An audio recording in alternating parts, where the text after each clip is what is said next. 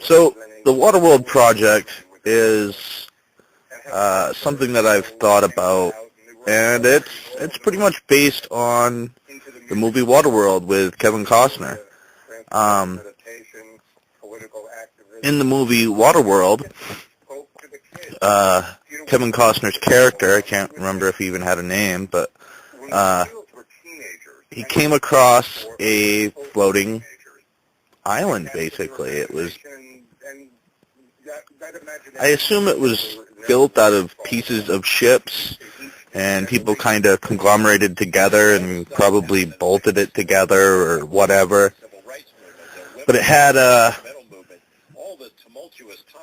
kind of a bay in the middle that ships could come into. And it had a gate, like a big metal gate that ships, once opened, the ships could go in and out or whatever. But these people had, a little society going. They had a little store. They were trying to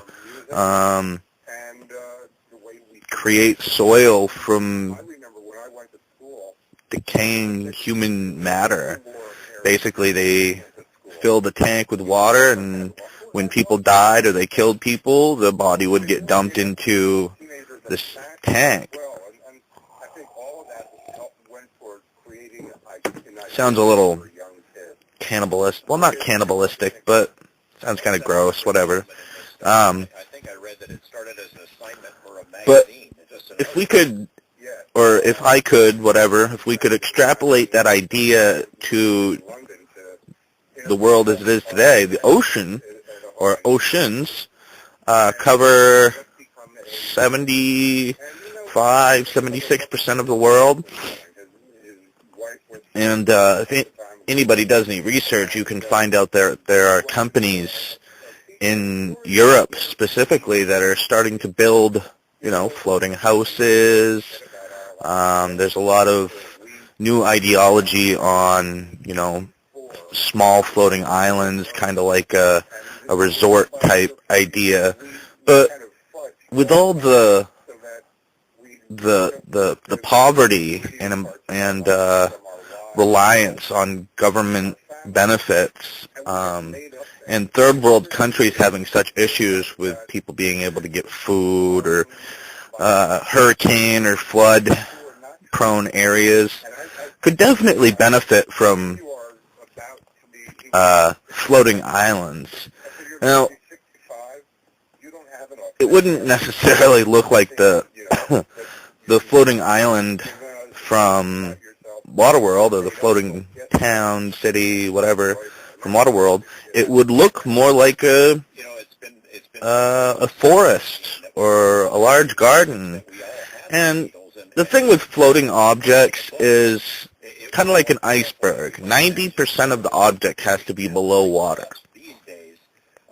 That gives it superior balance when, in choppy waters, or if there's a big wave coming, the floating object would have a lot better stability on a horizontal plane than something that floats equally in the water. Now, I've looked at a lot of different possibilities of starting a floating island.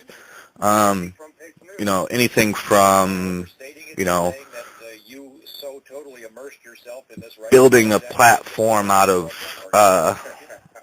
those blue 55-gallon plastic drums, to strapping or tying logs together, and then I started looking at larger platform type ideas. Well, let me go back a second. The drums and log idea would work in inland areas, like in rivers or lakes and the such. But once you get out into open waters in the oceans and gulfs and seas, you're going to have something that's a little bit more stable. At first, I started looking at barges. The average barge is 100 feet long, 30 to 50 feet wide, and that gives you a lot of area. That's, let's see, what is that? Let's say it's 100 foot long by 50 foot wide. That's 5,000 square feet just on the top. And you could put a couple of those or several of those together and create quite a little town, little village. But if you wanted to utilize them as like a supplemental area for growing vegetables or whatever, you're going to need something a lot larger. The barges, sometimes they're cheap, sometimes they're not. I have looked up used barges online, and an average used barge will go for $50,000 to $75,000. And if you were to try and live on that in the ocean, you'd actually have to have stability below water. You'd have to add quite a bit of stuff to it so that it's not going to get flipped over in the ocean. And it's, the barge idea is more for, I don't know how to put it, like seas, maybe gulfs, like the Gulf of Mexico. And once you get into the larger seagoing vessels, such as the shipping container ships, those are like 200 to 1,000 feet long, I think. Some of them are pretty big.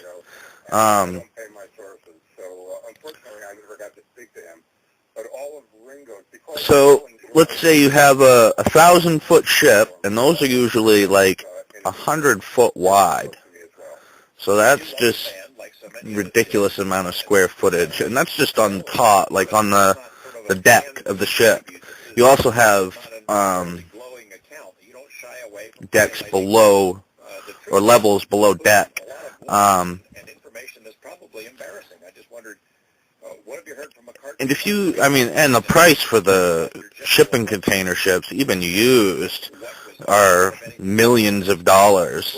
But if you were to do it on a custom base, you just build a floating island, basically,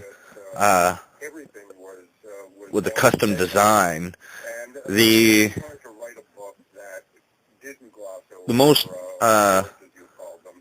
the most balanced shape that is in nature or man-made is a triangle or a cone, something with a wide bottom end and a narrow upper end. And with that type of shape, with the wide bottom and the skinny top, it would sit low in the water. And even if you built a good size square footage platform on the top, basically equaling what the bottom is, you'd still have a very low center of gravity, and waves would have a really hard time tipping this thing over. If I was to build one myself, I would probably my base would be at the bottom would be, if it was square, it'd be 1,000 foot or 100. Is it 100 or 1,000?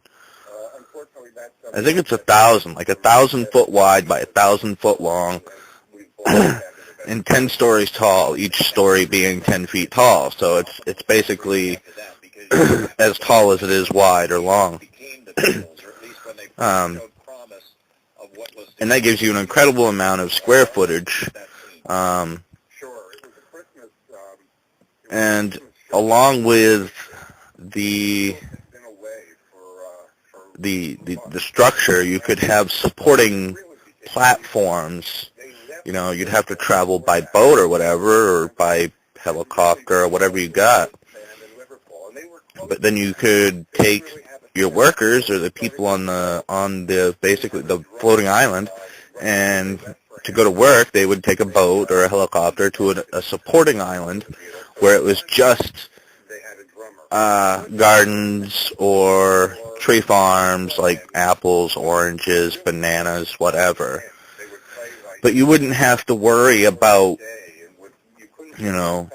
diseases affecting the plants. The only thing I think you'd have to have, like for the gardens, you'd have to have some kind of bees, something that would pollinate the plants. With the trees, the tree islands, you'd probably have to have some birds of some sort that would fly from, or even if you could build like some kind of semi-submerged platform so that it would have a lower center of balance. If you could like build basically like a terrarium, something that's enclosed so the birds can't actually get out of the island, something so that that they would stay on the island to keep, plantings going. And you could also, when you start getting seedlings, because when the birds poop, the seed will be in their fecal matter, which will more than likely germinate the seed so that it'll start growing a tree of whatever the seed is.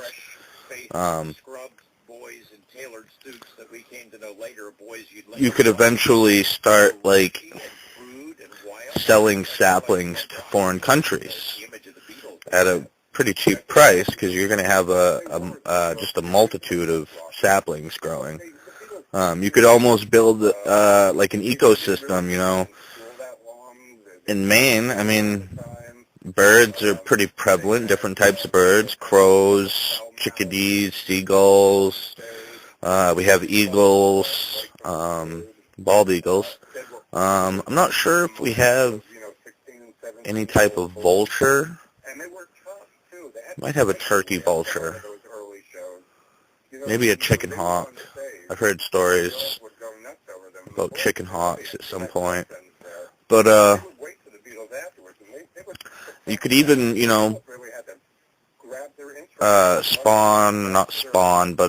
basically plant or import, wildlife, bears, wolves, coyote, squirrels, chipmunks, worms, ants.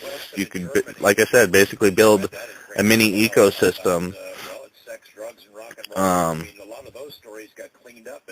And eventually you wouldn't really have to do very much maintenance on your support islands.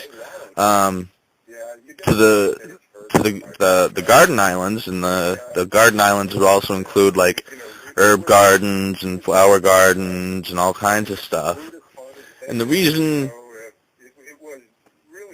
I think to have such a variety of plants is because when a plant dies, it can be, it's energy, not energy, what is it, energy? Yeah, it's energy. The energy can be converted, or naturally converts into methane. Methane is created by decaying organic matter. Methane is natural gas. If you can compress the natural gas, then you have a fuel source, an energy source. This methane could be used for anything from running an engine to move islands, like a tugboat of sorts or something, or the island itself could have an engine or several engines in it. You could use it to cook with. It's a gas, so it's going to burn if you use a regulator. It can be used as a light source. it could be traded with foreign countries. I mean, if you're producing enough of it, you could probably make a good amount of money. Some of the developing countries are, instead of building an infrastructure of coal, they're getting into natural gas. And natural gas doesn't, like I said, doesn't just come from what's it called, fracking or drilling or any of that.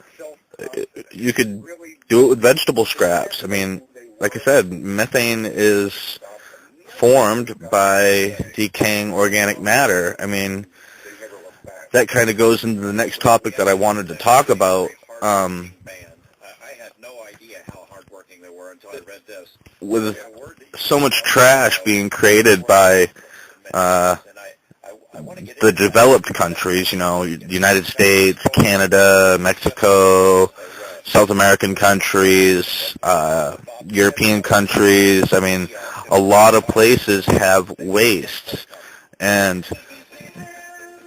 a majority of waste or trash is organic matter. I mean, anything from paper, cardboard, food scraps. I mean, that takes up a good majority of what trash people throw away. And instead of just throwing that stuff away, they could be utilizing that as a fuel source. I mean, most people aren't going to, you know, convert their vehicle to natural gas, but they could, you know, convert their home to natural gas to, I mean, start out with cooking, and once they start producing enough methane gas, they could heat their homes with natural gas. You could use it in to run a steam engine. I mean, basically what a steam engine is the opposite of a gas engine. Steam engine, or a gas engine, is internal combustion, and a steam engine is external combustion. Basically, I don't know really how to explain it. I've seen some videos about it online, but the steam created from basically boiling the water inside of a sealed metal container can be forced through a turbine hooked up to a like electric motor of some sort to create electricity on site. I mean, that's what I plan on doing where I live this coming year. It's simple. I mean, there's going to be so much stuff that, I mean, I also plan on doing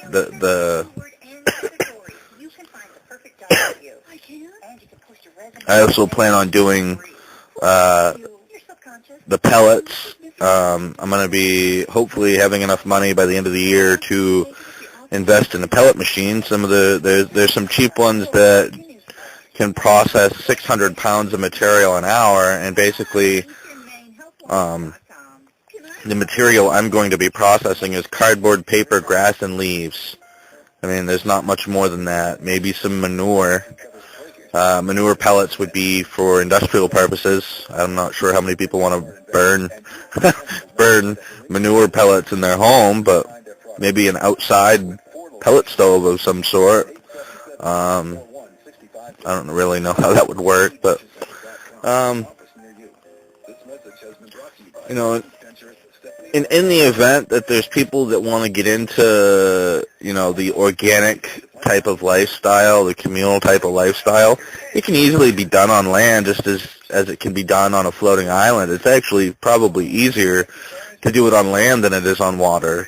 But some of these, you know, progressive liberal people say that we have to manage our resources, and man-made pollution is creating climate change or global warming or whatever. It's a bunch of crap. But to kind of debunk that theory, it's easily proven mute. It's a mute point. Man-made pollution does have an effect on climate. And it's not just man-made pollution that has an effect on climate. You know, it's only theoretical at this point, but some people believe that windmills affect the path of wind. It slows it down. You know, in the past, that wind has gone a certain way for hundreds of thousands of years. It's gone the same way. I mean, maybe some trees have stopped it from going, but trees are negligible compared to these giant windmills that we're using. And already down under, but Sydney isn't San Diego, and the pastime isn't Australia. So baseball fans, I think I lost what I was talking about. Visit to play the Padres, the Rio opening night. Anyways, oh yeah. The planet is, and its the entirety of the ecosystem of planet Earth is like a rubber band, as well as the changing of climate. It stretches and contracts and stretches and contracts. There's an ebb and flow to the ecosystem of this planet we call Earth. Even though humans do pollute and cause damage, it's kind of like the human body. You know, you can only do so much bad stuff to it, but it's also going to try and fix the problem. There's every ecosystem, from a single-celled organism to a planet, has, I can't remember, one of the radio show hosts that I listened to was talking about it one night, and it's like a rebound, rebound. It's a rebound effect. The planet will kind of try to snap back, even though it's getting pulled at the same time. So, yes, there's climate change. Climate change happens. The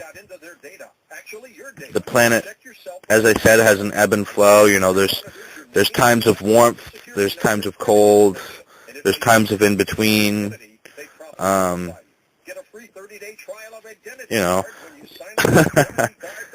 there was a story earlier, maybe it was the beginning of the year, it was somewhere around the new year, 2013, 2014, the story of the science vessel that got stuck in the ice, where the scientists were looking for evidence of global warming, climate change, whatever, and they were frozen in the ice for, I don't know what it was, like 2 weeks or something, almost 3 weeks.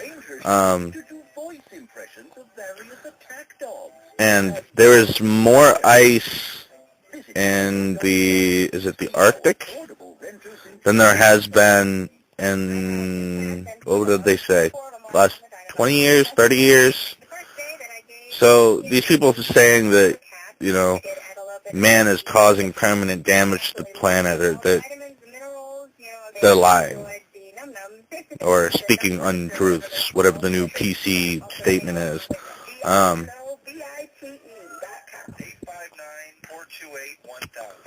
Now I can't remember what I was going to talk about next. Oh, resource management. You know, the same people that say that man-made pollution is causing permanent damage or permanent climate change, global warming, whatever. They also state that due to quote-unquote overpopulation, we have to manage our resources better. Well, there's an easy solution to your so-called problem, and that is let people grow their own food, let them raise their own vegetables, and live communally. It's something I've been advocating for a while now. There's a really great movie maybe 2 years ago. It's called Nowhere. It's about the early John Lennon, and there's I'll be posting an article about the communal lifestyle on my website at some point. So, I think that's pretty much it for now. So, I guess until next time, God bless you and yours.